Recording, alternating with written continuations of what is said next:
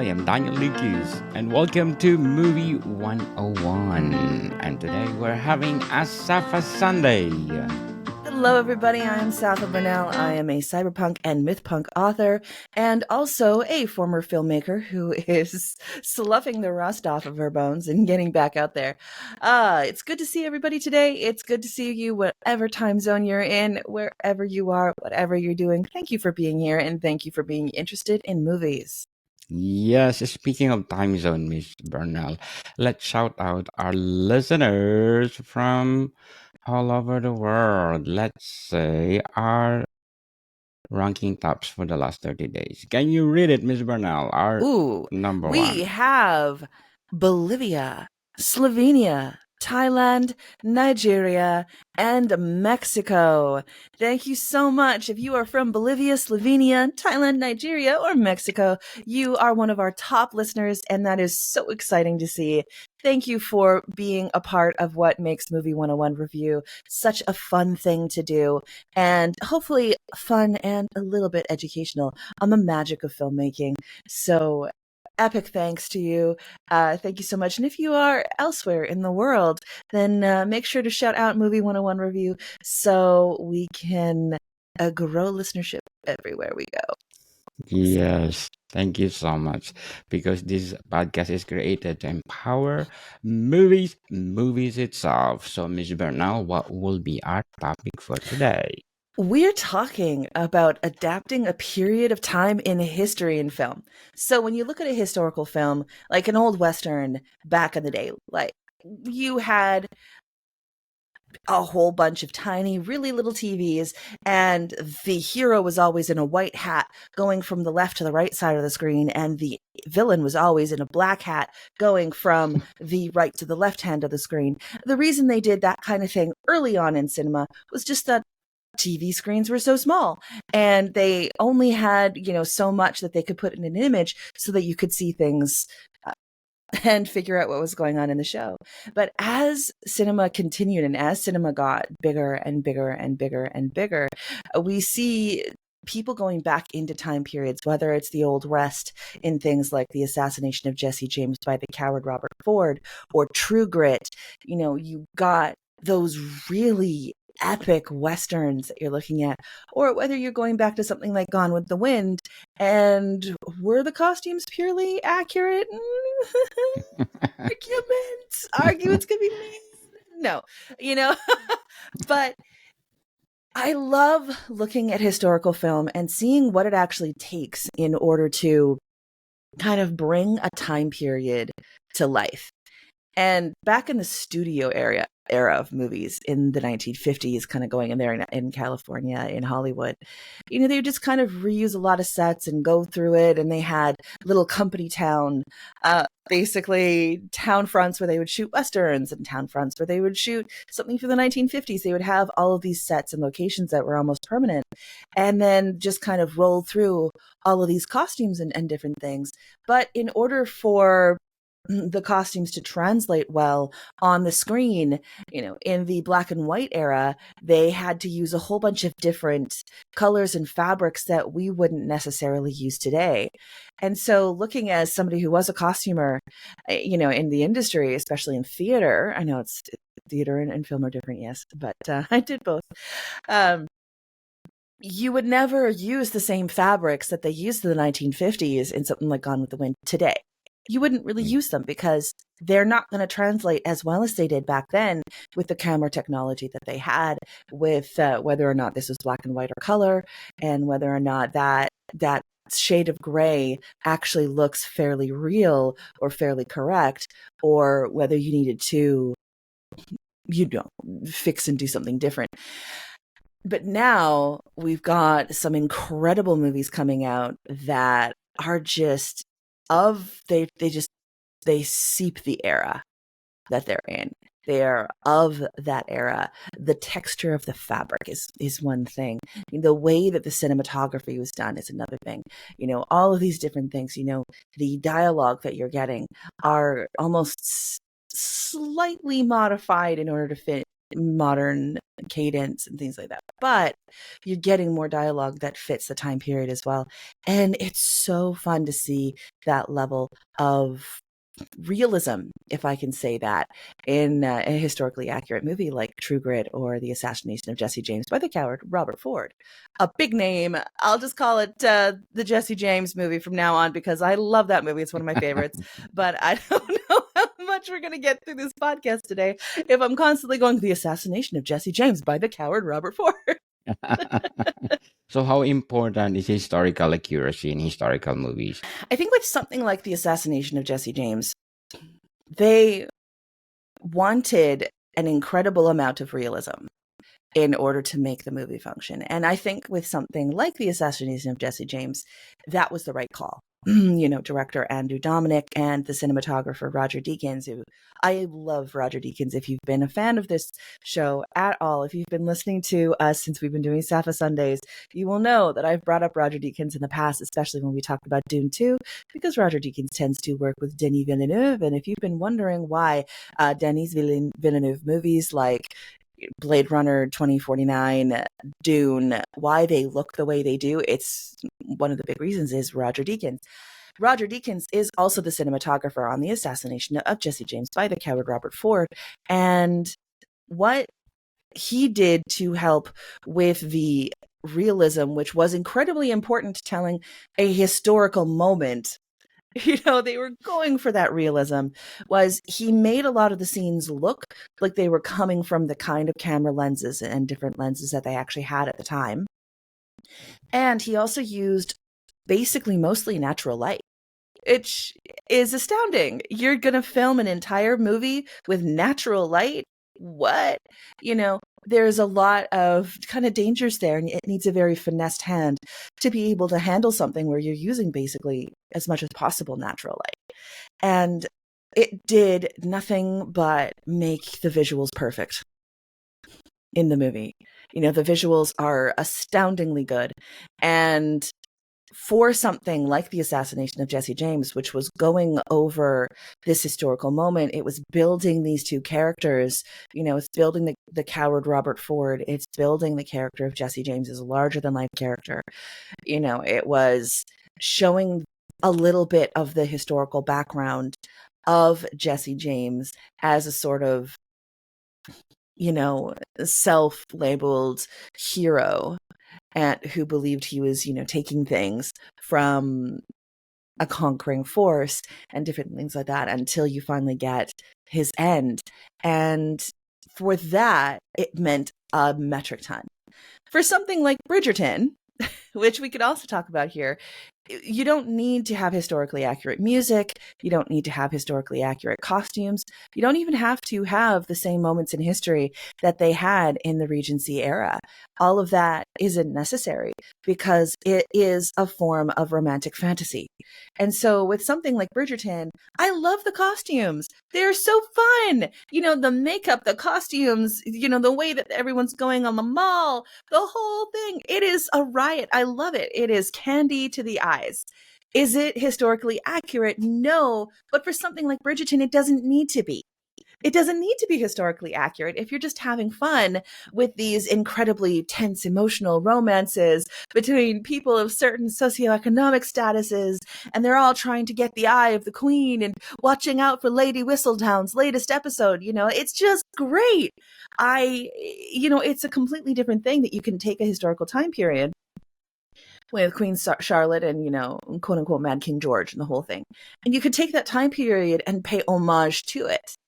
That doesn't necessarily need to have insane accuracy.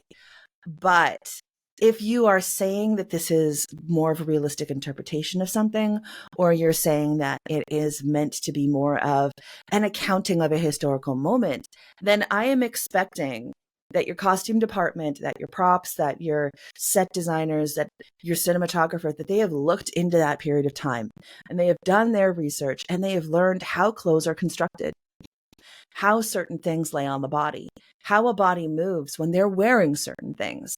I think for the assassination of Jesse James, the actors are transformed in the clothing that they're wearing, the higher trousers, the suspenders, the cuffs with all of the buttons. You've got, everybody mostly in a hat, and it comes up with Robert Ford's unfortunate hat. You've got all of these things that bring you alive into that period of time. Something like, growing up, it was a lot of the biblical movies. It was a lot of the, let's say, turn from BC to the Common Era movies, aka the Jesus movies that Yes. were always being played at church and everything like that. And you would see various forms of tunics and headscarves, and that was really it. But as you're going through things now, there have been movies like Risen, and even now the TV show The Chosen, where you're starting to see more of the color that you could see in those days, and who was wearing color, and what did that represent, and what did that mean. You're seeing more cosmetics on the Roman ladies, and not cosmetics as in the beauty standards of the time that they are being made, like you have in Cleopatra from the 50s. We're talking the beauty standards for what they were doing as far as we know in the time period. And as much as I love Elizabeth Taylor as Cleopatra, Oh. I remember watching Rome, the HBO TV series, and how they put Cleopatra into Rome, how they also put other Roman ladies. And I mean, Cleopatra was a Ptolemaic pharaoh, so yes, she was Egyptian, but not going to get into the Cleopatra documentary from Netflix. But I'm sorry, for all the records we have, she was Macedonian. So there's a certain look that she likely had. We have images of her face, and they're very presenting in a either biracial or more Caucasian way. I'm sorry, but that's just what we've got. But in the Rome TV series, you really see her as this sort of diminutive but powerful woman wearing all of these flamboyant costumes, and the use of color and jewels and makeup and cosmetics was so different from the Roman ladies in the city. And I remember this one scene where, one of the ladies was getting her daughter ready for basically an engagement and an engagement party. And she had her done up in so much face powder and so much eyeshadow, and her hair done in all of these elaborate rows. And it was like, yeah, actually that's closer to that beauty standard. It was ugly from our eyes going, that's all right. But it was of its time. And I loved how Rome did that. I loved how they played with that historical time period in something that was meant to be more historical and not an homage to. So a long answer to the question, if you're doing something which is meant to be an historical moment, then I'm expecting it to be as accurate as we can assume, given the extant information that we have. If you're looking at doing something as a homage or fantasy based in the time period, then you know what? I want a few things. I want to know you did your research and you know the difference between a pair of bodies and a corset, and then and a pair of short stays, which they would have been wearing in certain places.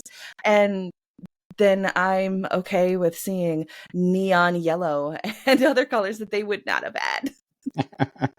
I think there's a new movie of Cleopatra by Gal Gadot, if I'm not mistaken. It's Yeah. coming. So, Miss Bernal, what are some challenges filmmakers face when creating historical movies? First challenge is finding places in the world to film them where you don't have the veneer of modernity around you.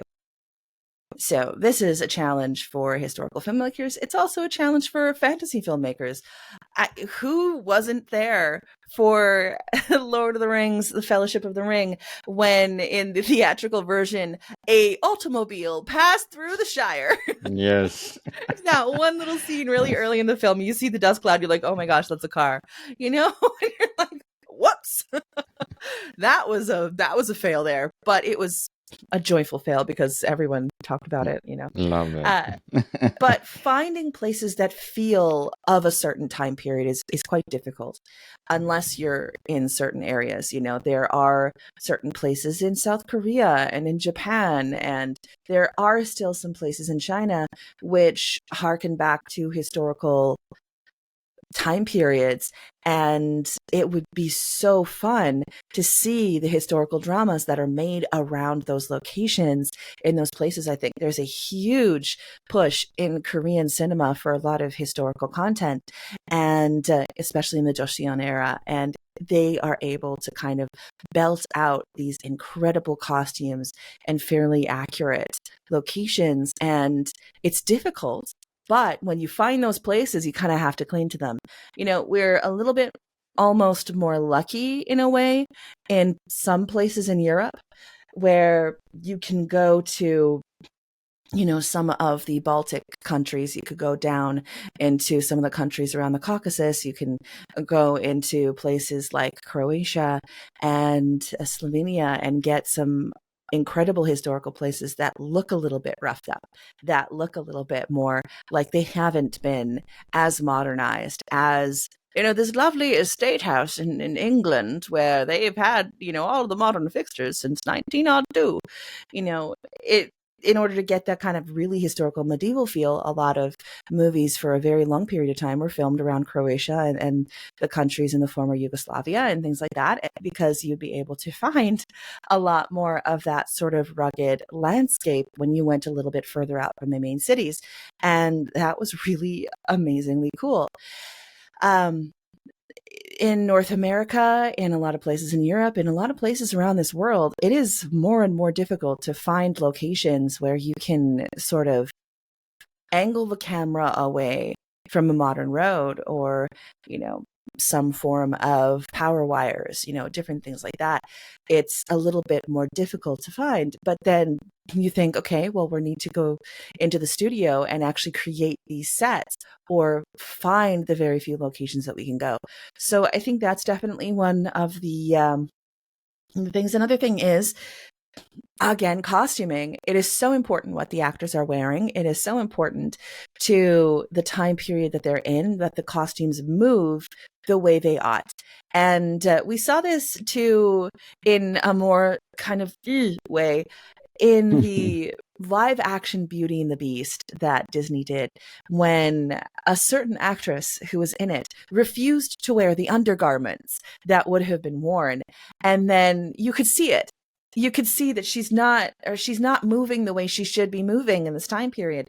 Everyone else is wearing them. Everyone else is kind of going for it, and this just, it's weird. You don't get the right proportions of the body without the proper undergarments, without the proper underpinnings. Things like corsets, pairs of bodies, stays. They're all different things, but they all change the structure of the way somebody looks.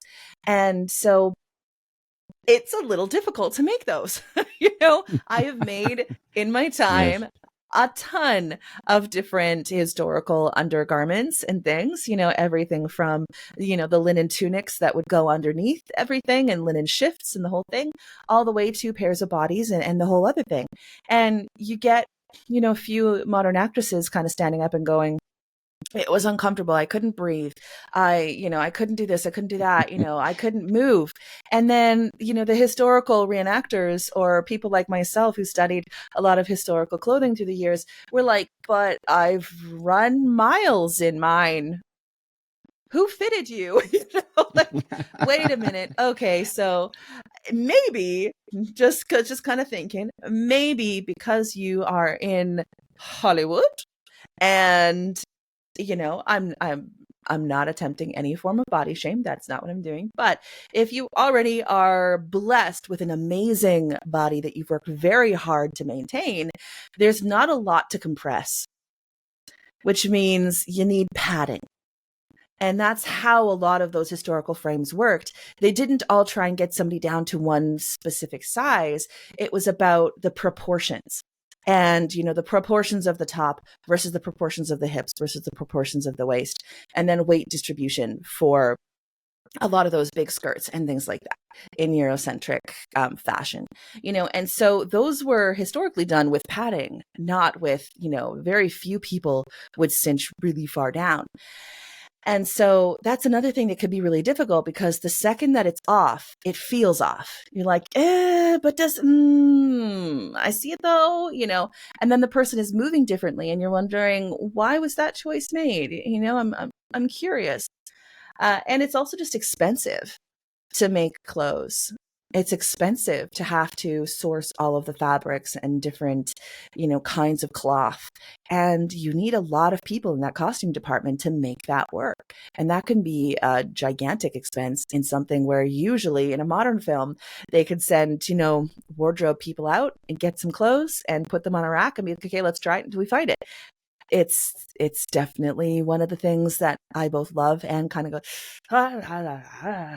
in historical filmmaking. Yes, for sure.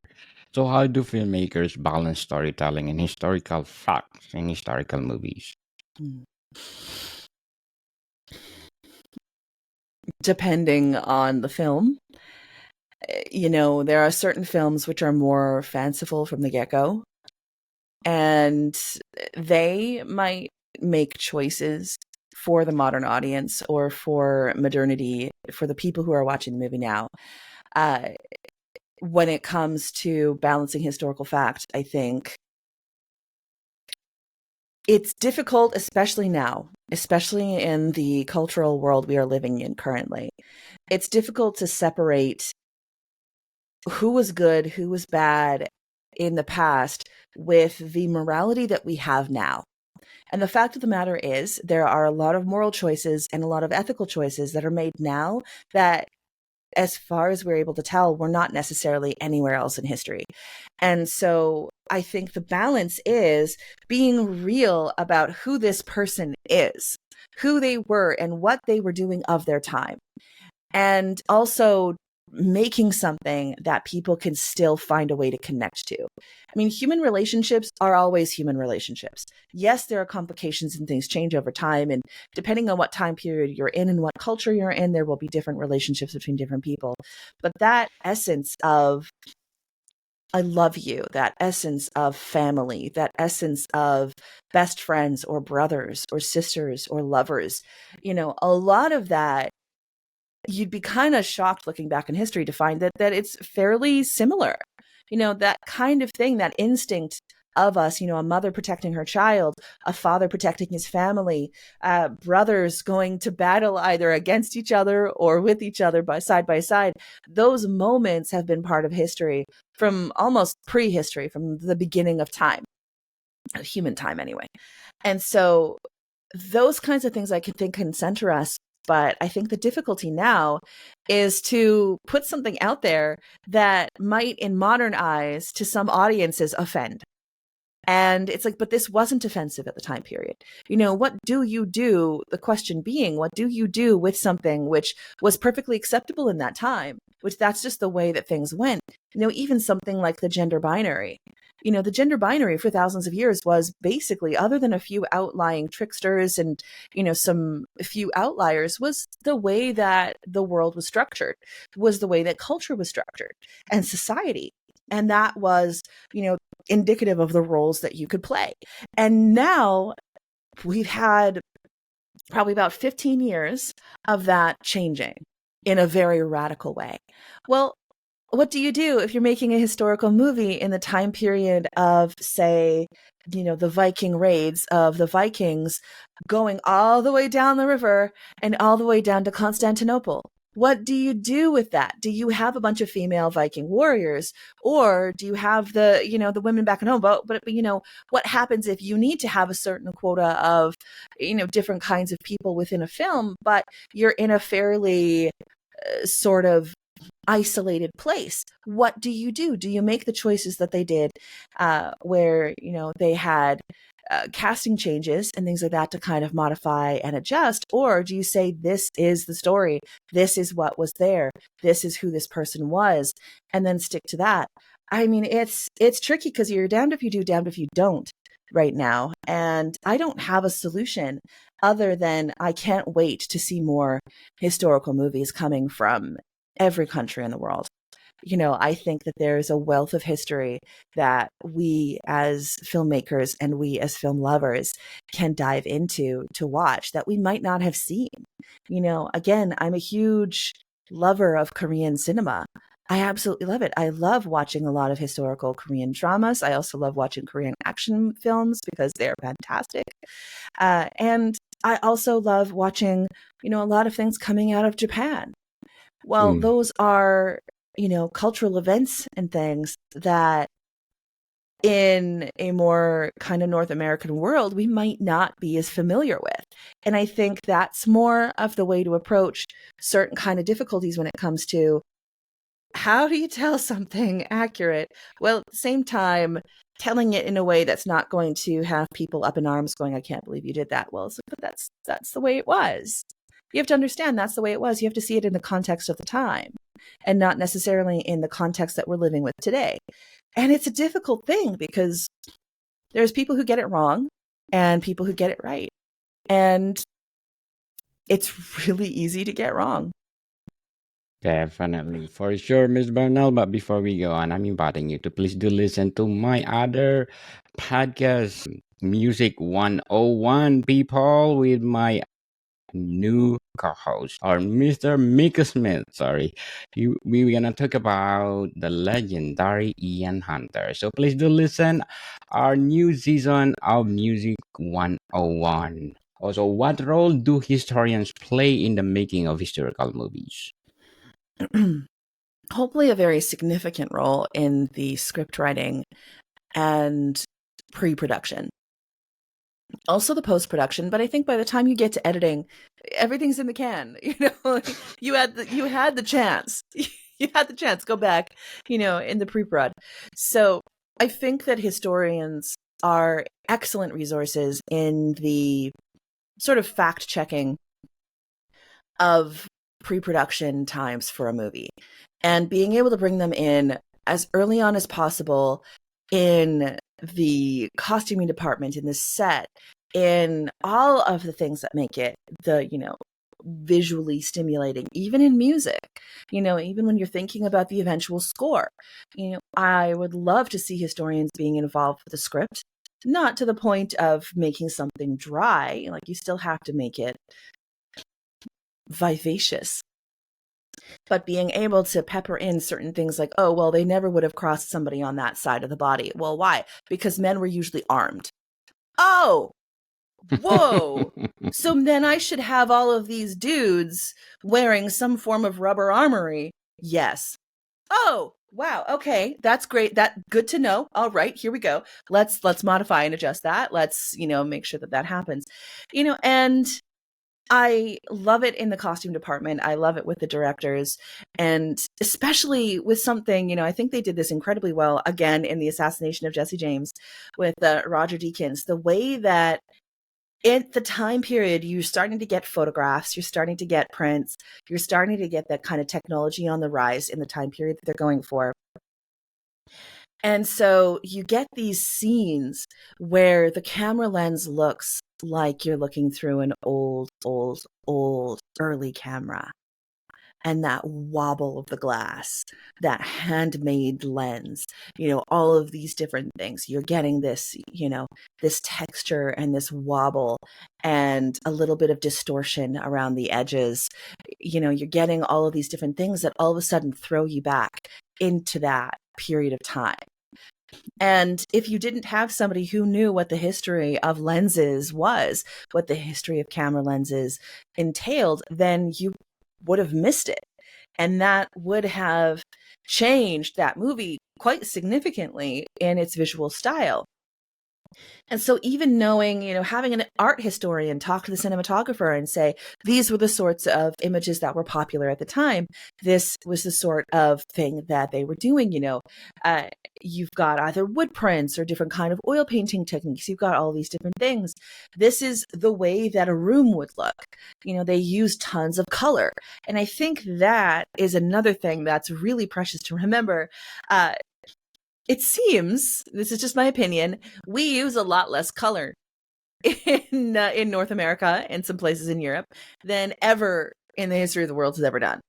You know, it's beige and white and grayish and black and white, and that's it. White walls in a house, and the whole thing.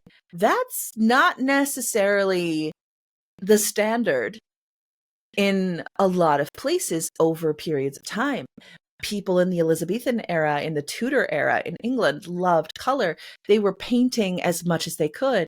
Longhouses inside had incredible folk painting, or what we know currently in modern times as Rosmaling. In Scandinavian countries, especially Norwegian areas, you've got Rosmaling everywhere and things like people were throwing paint on it if they had it. And people were wearing bright colors, and they were wearing as gaudy and bright as they could in certain areas, not in others. In others it was more subdued and things like that. But when you realize that having somebody from, say, a medieval castle, like a palatial castle, having them walk through a place which was just bare stone walls, that's not necessarily accurate to the time. And this person was wealthy, this person had money, this person had land, they were of the aristocracy. Where are the wall hangings? Where are the painted rooms? Where is the incredible color in what they were wearing, the men and the women? It wasn't until, 150 years ago, where we started getting this almost uniform, like dark black, navy blue, maybe brown suits for men, where you would always get men wearing basically the same thing, this sort of uniform of masculinity. There used to be tons of color in the doublets and tons of color in the tunics, and even in the frock coats and the sack coats and different things like that. There used to be tons of different colors and tons of different things that we today would be like, hey, that's pretty gaudy. That looks like those old suitcases from the 90s and the 80s where you get those floral patterns. Like, is that really what you're going out in? Yeah, because that's the fashion of the time.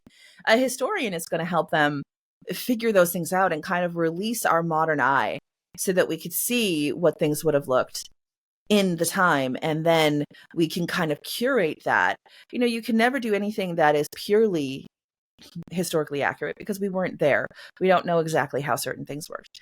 But if it's an important part of the narrative, then it should be as close to what we do know as possible. Definitely. So, Miss Bernal, to sum up what we're talking about, what defines a historical movie? This is a movie that is of a period of time, both contextually, visually, and within the script. This is of a specific place, of a specific time period that is different from our own. We're starting to get more films, even more miniseries like The Continental, which takes place in the John Wick universe, but it's in the 1970s. That's a historical film now. That's a historical series. The 1970s were 50 years ago. Sorry if that's a shock to you, but that was half a century ago. So that is definitely within the time period of being a historical film. And because the culture changed, the visuals changed, the way people presented themselves changed. So I think for me, a historical film is a film which takes place in a specific period of time, in a specific place, with a specific group of people. And they acted in war and presented differently than we do in this modern day. It could be about a specific event, a specific thing in time, or it could be a completely fictional thing that they created, which kind of encapsulates that time period and the traditions and the folklore and the way that people live their lives. I think that a historical film also should, in my perfect historical film, would show people from multiple different kind of socioeconomic statuses. You would see people who are not just homogenous, unless you're in a place where this is a small town in the middle of, the wilds outside of Jindo Island. Okay, so the likelihood is there's probably, going to be a specific kind of person that you're casting for that, including my dog, because he's a Jindo, For but sure. you're really kind of paying homage, and you're finding the things to both love and hate about that time period and being real about what they are. People should be able to go to the cinema and be able to detach this is what I believe today, in order to sit down and watch something of its time and be like, oh, wow, look at how complex that is. And not immediately go, but that isn't how I look at things today. No, it's not. That's the point. We are putting ourselves at a different time and place. We are time traveling right now. So let's travel. If you're not willing to do that, then there are plenty of other films to watch. Yes, people, let's travel for the month of July, because we're going to talk about historical movies for the whole month. So, Miss Bernal, can you please plug in your books? If you like historical fiction, that's not my stuff. I am a cyberpunk and mythpunk author. So I work with my mythpunk series, The Judge of Mystic Saga. It is basically contemporary fantasy or urban fantasy. And it's built around Vancouver in 2017, which isn't a historical thing yet. But I know eventually I'll be like, oh, that was 10 years ago. Oh, no, I need to age these characters up. Yikes. You can get my books everywhere that you buy books, including bookshop.org, Amazon, Barnes & Nobles, Waterstones, Saxo, and a lot of wonderful independent stores. You can find more information on me at saphaburnell.com. It is saphaburnell.com or .ca. And you can take a look at my books, Neon Lieben, Char and Ash, Son of Abel, Book of Revels, and Whiskey and Sinner's Blood. So, looking forward to seeing your thoughts on, actually, Whiskey and Sinner's Blood is designed to be in the 1990s in Ireland. So, I would love to see what some people think of that. Yes, people, let's support Miss Safa Bernal, because if you support her, more books to come. So, Miss Bernal, thank you for your time. And thank you for yours. Have a fantastic week. More to come, people. See you soon.